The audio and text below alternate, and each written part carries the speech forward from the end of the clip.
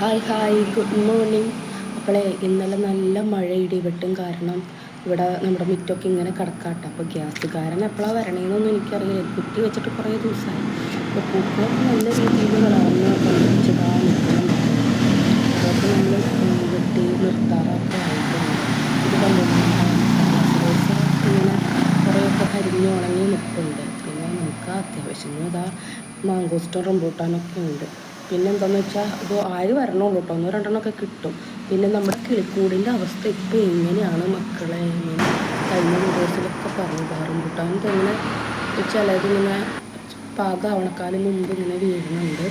പിന്നെ നമ്മുടെ നമ്മൾ നട്ട വെണ്ടതിങ്ങനെ കാച്ചൊക്കെ കിട്ടിയിട്ടുണ്ട് കേട്ടോ. ഒത്തിരി സന്തോഷമുണ്ട്.